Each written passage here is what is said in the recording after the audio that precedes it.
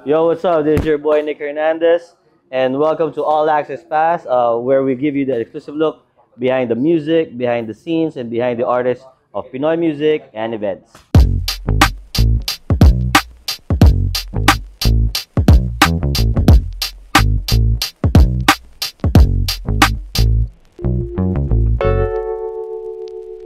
So, for this episode, we are giving you an All Access Pass to Shake That Thing. Okay, so let me introduce you guys to our artist for today.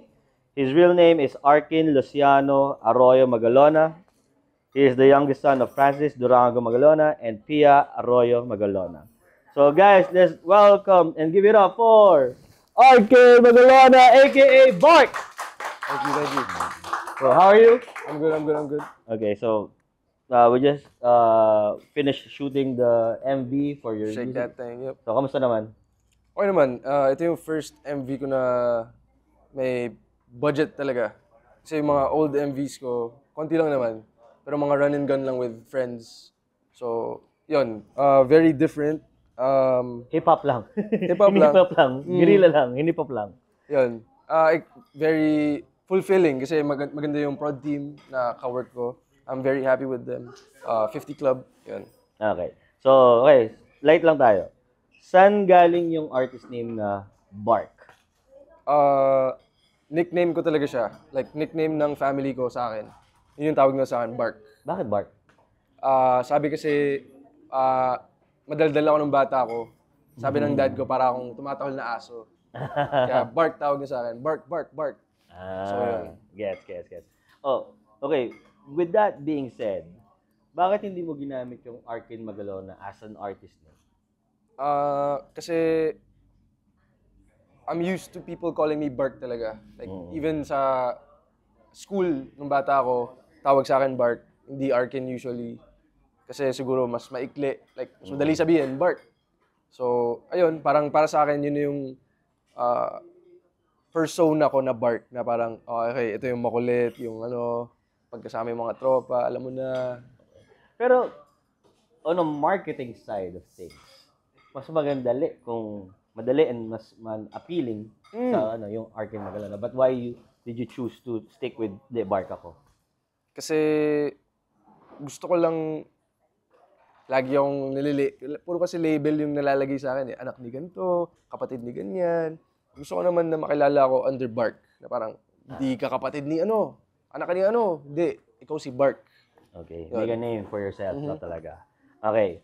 So, after Taste of a G, which was your parang breakout song, actually doon kita unang nakita na parang, uy, okay to ah. Okay to ah, Magalona to ah.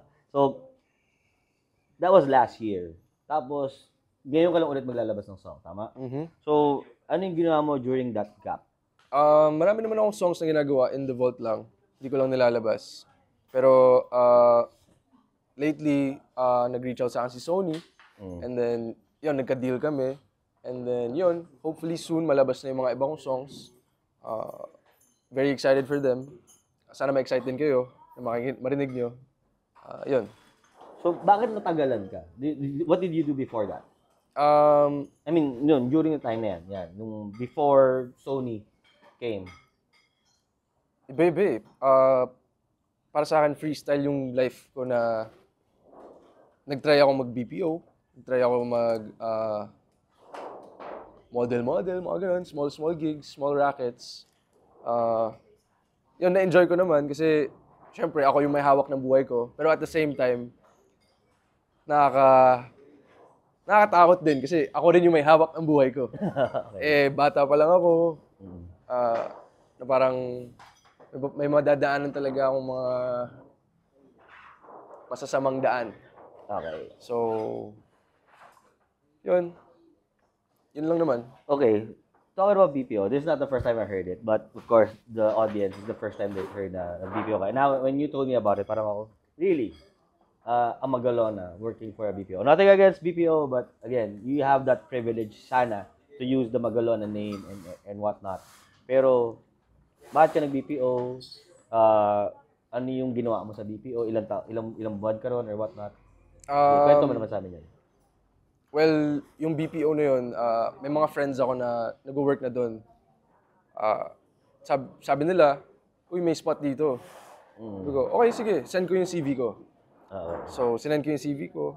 And then, yun, tinawagan nila ako na parang, oh, we wanna interview you. And then, BPO, private BPO siya for a different company, international. Okay. And then, yun, it happens. So, ano yung reaction ng mga office mates mo? Di ba, anak ka ni Francis? Ano, ganito ka, kapatid ka ni ganito, ganyan? Ano yung reaction nila? Hindi naman may iwasan yun. Ganun yung nangyari. Yung parang nagulat sila, parang, oh, ba't ka nandito? So, what did So, you sabi ko answer? lang na parang, why not? Gusto ko kumita eh. Kailangan ko ng pera. Nagtatrabaho ako. Okay. Meron nung, actually, we were talking about, ni Rika, your girlfriend, no? Na parang, meron daw, nag-apply ka for barista or something. Nag-apply ako Kasi ng di ka barista. nag- parang ganun. Hindi ako kinall back. Pero wala, ganun talaga eh. Sa buhay, papasa ka ng mga application mo, hindi ka naman tatanggapin ng lahat eh. Okay. At kasama lang yan sa buhay, ups and downs. Okay. Ups and downs. So, okay, a few months ago, may nag-viral na video of you and your brother, si Elmo, tama? Si Elmo Yep. yun, no? Na, in a convention, na may booth kayo ng FMCC. Yes, you own naman. Pero, can you tell us more about that? Kasi nag-viral siya, and then, alam ko, nag-statement ka pa about it and everything. Can you, kung mga hindi nakakaalam, can you tell us more about it? Kami ng brother ko, nagbenta kami ng clothes. Nag-declutter kami, declutter. Like, marami kasi kaming clothes sa bahay. So, kailangan namin mag-declutter para less space. Yun, nagbenta kami ng mga pre-loved clothes namin, mga suot namin before. Tapos yung mga tingin ko na hindi mabibenta, do-donate namin to wherever charity yun. May nag-approach, tapos may nagtatanong kung ano yung binibenta namin. Yun, sinasabi namin, mga clothes namin, FMCC. Tapos syempre, may mga comments na. Yung mga netizen na parang, uy, si Elmo yan, di ba? Artista yan. Ngayon, nagbibenta, bla bla bla bla bla. Syempre ako, ganun kasi ako eh, as a person. Pag sa family ko, defensive ako eh. Okay. Pag alam ko talagang walang maling ginawa, de-defend ko. Pero tatry ko pa rin sabihin in a nice way. So yun, naglabas ako ng statement na parang, sana wag niyong tignan yung mga trabaho na may level. Parang as long as nagtatrabaho ka, good. Kasi that's good for society. Hindi porket nagtatrabaho ka ng businessman na marami kang kinikita. Iba ka na sa mga nagtatrabaho sa cafe, mga janitor, hindi. Lahat kayo, alipin ng pera. Yun. Yun ang punot dulo. Pero lahat kayo, pare-pareho. Lahat tayo, pare-pareho. Wala, yun. Yung gusto kong... You gotta do what you gotta do. Yeah. Tama. Okay. You were a child star before. Diba? So, hindi na bago sa'yo yung the glitz and the glamour, the lights and everything. So, what happened? Bakit ka tumigil? How old are you nung naging child star ka? Nag-start ako around 10.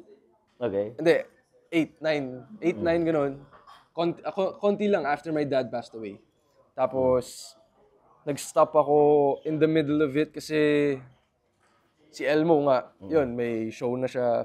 Si Frank din, yung isa kong kapatid, may mga ano sila project. Siguro napunta ako sa awkward phase na, hindi namin kukunin si Arkin kasi andyan naman si Elmo.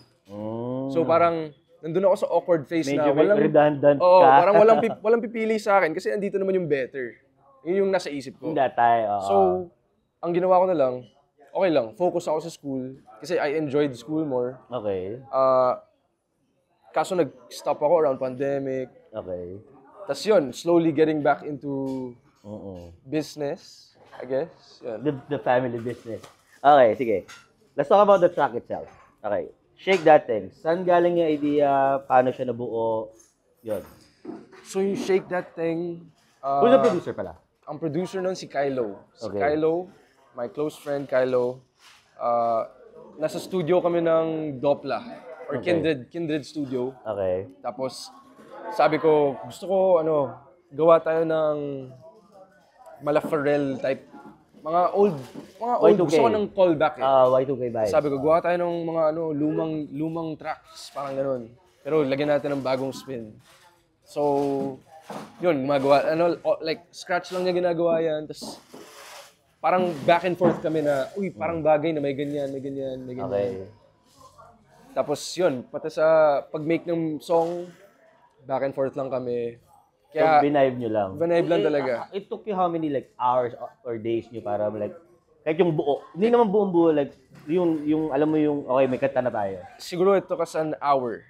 Really? An hour. Ganun kabilis. Ganun kabilis. Pero, hindi lahat ng process ng songs, ganun kadali. Ah. It depends on the person eh. Pero yung sulat mo nun, on 1 hour. Wow. Kasi, pag nagba-vibe, pag nagba-bounce off yung energy nyo sa isa't isa, it's easier to work. Okay. So, with this song, ano yung nire-reflect na to sa current sound mo or direction mo ngayon? Kasi syempre, before may iba kang ginagawang kanta. Ano kasi ako eh, like wala akong genre eh. Like, Okay. iba-iba yung ginagawa ko. Like, nag-double ako sa hyperpop, double ako sa emo rap, sa trap music. Yun, nagda-double. I like double lang in genres. And parang I don't like to put myself in a box. Pero with this direction I'm going in right now, gusto ko i-highlight yung 2000s era. So yun, tinatry ko i-incorporate yung mga lumang sounds sa music. Yun. Okay. Sa music video naman tayo. So, kamusta yung music video? Yung vibe ng music video? Kamusta? I feel like, ewan ko, I had fun kasi. Like, I had fun shooting. So I feel like people will enjoy this video. So, what's the concept behind the MV? Sino yung nag-isip? Sino yung ano? So yung concept is like nagtatrabaho ako sa coffee shop. Or sorry, not coffee shop. Cafe bar. Sa cafe bar. Tapos shout out to Rabbit Cafe. Rabbit Cafe. Yun, ang nag-come up nito ng idea is kami talaga ng team namin. And then in-execute lang ng 50 Club na parang nagdagdag sila ng flavor nila. to our Yung sauce nila. idea. Yan. Okay, great. So, yun. Okay, so ano yung gusto mong maramdaman ng tao when they watch this and when they listen to that song and when they see the music video? Ano yung gusto mong ma-feel nila? Wala, gusto ko lang mag-enjoy yung tao. Gusto ko lang mag-enjoy sila sa new music, sa new visuals, sa great visuals by 50 Club, yun. Okay. First music video the full prod to, diba? First music video mo to. So, musta yung experience? Na may budget? Medyo, ano rin, I thought it would be easier, pero actually mas hectic siya. Kasi, syempre, you have to have the deliverables on time. You have to have the deposits on time. So, yun, medyo na, ano lang ako, na caught off guard kasi baguhan lang ako. Pero, kaya naman. So, ano yung pinaka-exciting part ng shoot today na na-experience mo? Yung pinaka-exciting, siguro yung nagsasayaw-sayaw yung mga friends ko, si kapatid ko, si Elmo, sumasayaw-sayaw sila. They were having fun. Yun, I was happy na parang, shit, okay, they're actually enjoying, okay, they like it. I'm happy, I'm glad. Yun. Okay. So, may mga challenges ba or funny moments before and during the shoot? Funny moments or challenges? Ang challenge lang siguro was finishing the shoot on time. Okay. Kasi di ba may set time tayo. Yes. Medyo na late lang yata kaninang umaga yung pagbukas ng store. Pero aside from that, it was all smooth sailing. Funny moments siguro para sa akin nung may nagde-date dito. Okay. And then, May tropo kasi yun eh. Tapos parang natatawa ako na parang nagde-date talaga siya. hindi umaano. Yun, parang tinatoon nila. Para sa akin, funniest moment yun. Okay. So, how's working with 50 Club. 50 Club, okay. And the production team, how's it? So far, I have nothing bad to say. Like, everything went well. Everything went smoothly. So, mga small hiccups, pero inescapable naman yung small hiccups. It is what it is. And yun, I hope I get to work with them more in the future. Shoutouts to Shout out Direct, to 50 Club. Shout out to Direct Jade. to Allison Shore, Colt, Yup. everyone. The whole team. Thank you. So, full of creatives din talaga yung gumawa ng music video na to. And din, Kaya- talagang batigan din sa Kaya I super artist trust din. them. Artist din sila, di ba? So, yeah, okay. On the personal side naman tayo. Sige. Okay, anong biggest misconception ng tao about you? Biggest misconception, hindi ako nagtatagalog. Okay. Kung wala ka sa music, ano ngayon yung tingin mong ginagawa mo ngayon? Streaming. Streaming. Ano yung content ng streaming? Any. Pero usually I play games. Okay. What game? Valorant. Okay. So, bukod sa dad mo, sino pa yung mga musical influences mo? Dami. Lil Peep, Lil Uzi, Playboy Carti, Kanye, Young Thug, Mm.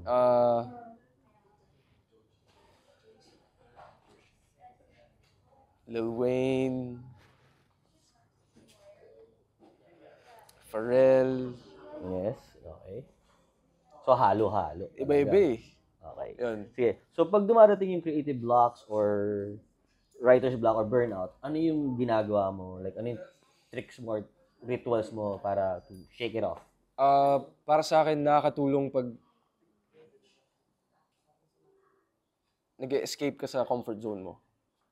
Kasi usually ako, pag nagkaka-writer's block ako, doon alam ko na masyado ako nasa comfort zone ko. Hindi ako maalis, walang nagbabago. Parang mahirapan ka talaga mag-isip ng mga bagong words or like how to say stuff. Makakalimutan mo talaga. So, you go out. I try to go out, I try to meet people, I try to, as much as possible, I try to put myself out there. Okay. Sige. Paano mo ngayon i-describe yung style mo, music and fashion-wise? Style ko ng music, Yeah.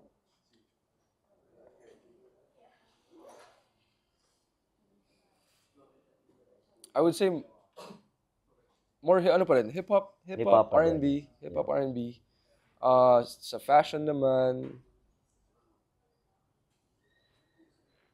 medyo ano na ako sa baggy stuff. Parang kota na ako, masyado na.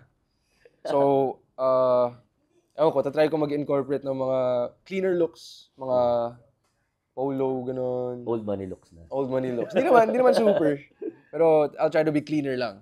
Okay. Okay, so, biggest lesson so far sa journey mo bilang artist? Biggest lesson so far, Yeah.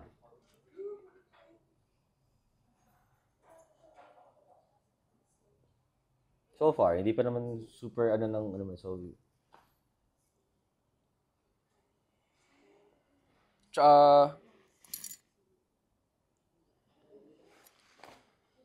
try not to be too vulnerable when you meet people. expound. Paano? What do you mean? Like, ako kasi yung type na person na madali akong like, All out ka kagad. hindi naman, parang, if magaling ka Oo. kaya mong kaya mong ipaano ko ng information. So, So, parang, hindi ko alam kung anong tawag dun eh. Parang madali ako, parang ganun parang eh. medyo naive ka. Naive minsan, ako, na parang, okay, nako-caught up ka sa sinasabi ng tao. Yeah, so basically ang advice ko, stick to your guts. Parang, basta stick to your guts. Okay. Okay, so actually I asked you this already, but this for the podcast. Kung bibigyan ka ng chance to have a dream collab, local and international, sino yun? Dream collab local. Beanie, kasi di ko pa na-try girl group. Okay. So parang interesting lang. Yun. Yes. Okay, so sa International, Justin Bieber. Okay. Okay, next. Sa medyo showbiz questions ko, ha? Okay. Growing up as the son of Francis M, of course, kailan mo na-realize na, shit, gusto ko rin mag-music? How old were you and ano yung moment na, okay, gusto ko rin mag-music? Mm, para sa akin kasi yung feeling of making music, hindi siya parang ano eh, hindi siya parang, porket nakita mo ginagawa niya, hindi, kaya ko rin yan. Hindi, parang yung paggawa ng music, parang it has to come from somewhere. Mm. Kasi pag hindi nang galing somewhere, alam mong, pino-force mo lang eh. Mm. So, yun, I try to look for something in me why I want to make music. Pero when did it start? Around siguro high school. 15, 16. Okay, and then paano, sige, gusto ko gumawa ng music talaga. Kasi doon na ako ano eh, like grasp ng mga equipment. So parang sabi ko, okay, kaya pala, kaya yung music. Kasi ano ako eh, very plug and play person na parang pag nakuha ko, okay, gets ko na. Okay. Kaya ko rin. Apply mo na. Yun. Okay. May pressure ba na parang kailangan mo laging i-prove na, uy, hindi lang ako anak ni Francis? Oo, di naman may iwasan yun. Mm. Ewan ko, siguro I try to... Yun nga, I'm trying to make a name for myself, so why do I have to compare my music to anybody else's? Okay, relate to that question. You're the youngest Magalona. And then, meron kang siblings who did music also and were doing music as well. Was it friendly competition or support system kayo? Support system all the way. Like, lahat kami, sa kung anong endeavors na ginagawa namin, supportado yung buong family namin. As long as good yung ginagawa. As long as good yung ginagawa. Full support, everyone. Okay, so how is it naman being the son of the master rapper on a personal level? What does that mean? Kung parang hindi siya artista hindi siya rapper for you. Yun mo as a dad, parang ganun. Medyo hard to answer for me kasi nawala siya, 8 pa lang ako and hindi siya masyado nasa bahay. Kasi lagi siya nagsho-show, Zirco. Yun yung matagal niya eh. Lagi siya nagsi-Zirco, clowns. So, usually naabutan ko lang siya bago ako mag-school, mga 5 a.m., gano'n. So, hindi ko siya masyado na... Ano ba yung word na yun? Nakaband? Oo, hindi ko siya masyado nakaband. Pero he was a very, caring father. Alam kong favorite niya ako at that time kasi syempre ako yung baby boy niya. Yes. So ako yung favorite niya. Pero sana lang na naabutan niya ako ng matanda. It is longer. Yeah, I feel you on that.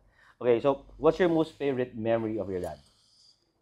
Siguro nung bago ako mag-school, may tinago siya na memory card ng PSP sa shirt niya. Tapos parang binuksan ko, tapos parang sabi niya, surprise. Akala ko tulog lang siya eh. Tapos binuksan ko, tapos sabi niya, surprise. Tapos yun, ako kasi very gamer ako. Doon nakuha ko sa kanya yung pagka-gamer ko. So yun yung happiest memory na naalala ko. Okay. So, best advice that you got from your dad and from your mom?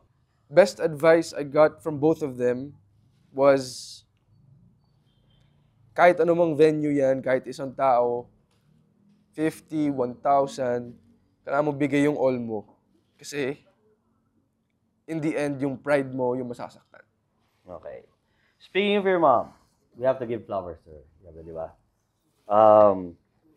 How is it being the son of Miss Pia Magalona? How is it? I love it, syempre. That's my mom. I can never trade my mom with any mom. Yun, I try to make her feel happy. I try to make her feel loved. Kahit na 8 kami, syempre, you still have to make your mom feel loved. So yun, try to make my mom happy as much as possible. And she is naman, like when she sees me doing my own thing, like my music, she's very happy. Yun. Kudos to her, man. Okay, if your dad is still around, what do you want to tell your dad? And what do you think he will tell you naman?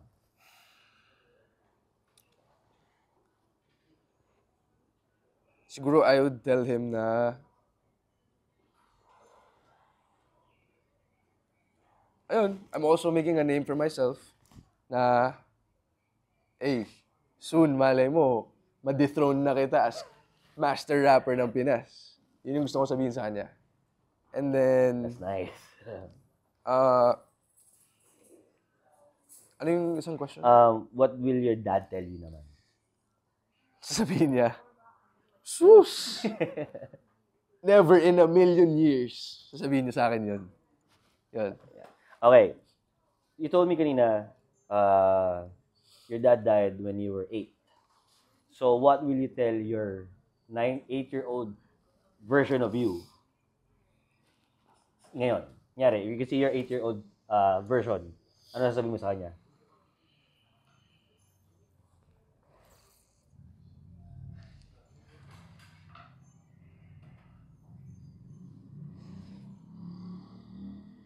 Hi, 8-year-old self. Life was better back then. Life is worse now.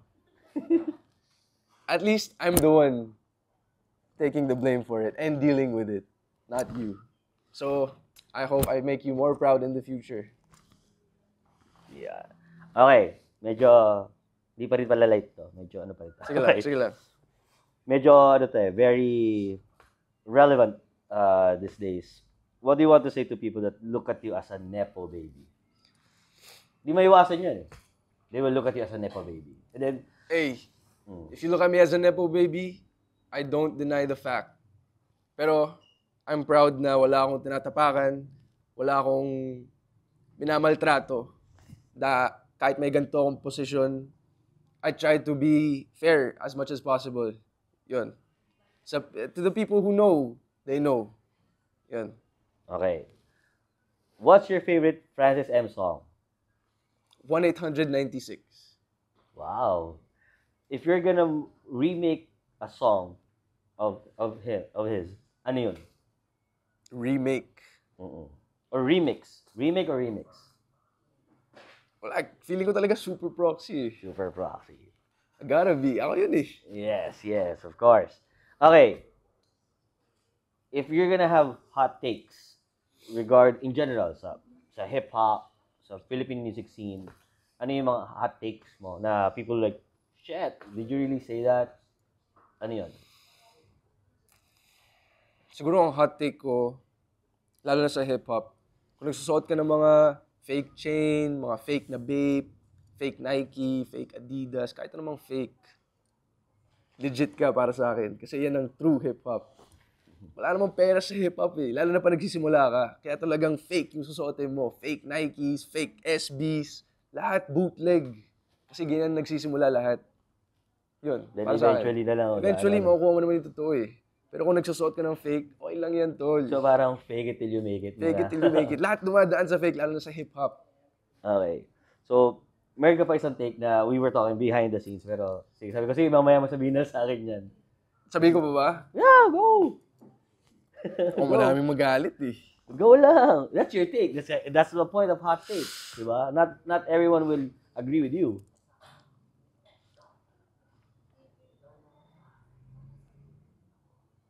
Nah. Pass na? Nah. Okay, sige, pass. Okay, so let's wrap this up. After Shake That Thing, what's next? Ano ba yung next?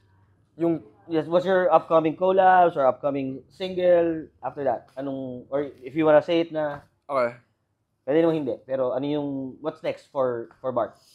Okay. So, after Shake That Thing, there's more singles coming out this year. So, make sure to stay tuned. Yun. Okay. So, since the title of the show is All Access Pass, I have to ask this question. If magkakaroon ng All Access Pass yung fans mo or whoever sa buhay mo, ano yung makikita nila na they won't see na on social media or on whatnot na may All Access Pass kaya makikita mo to sa akin. Ano yun? Wala, I guess you gotta come see me.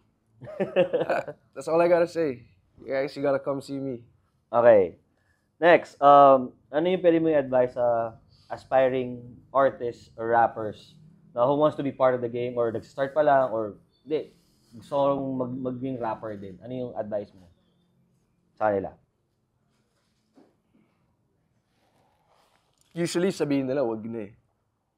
Pero ang advice ko talaga, kung gusto mo talaga yung music, na ginagawa mo para sa music lang, hindi para pumera, hindi para maging sikat, ilabas mo yung music na para sa'yo, papakinggan mo kada araw na ikaw lang nakikinig.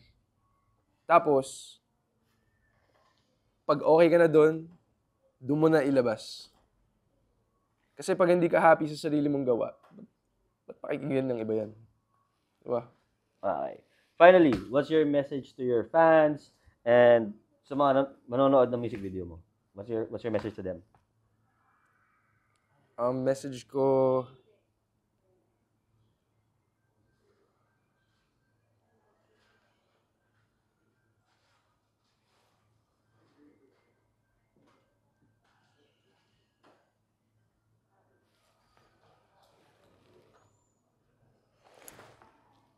mag-I love you kayo sa mama at papa niyo.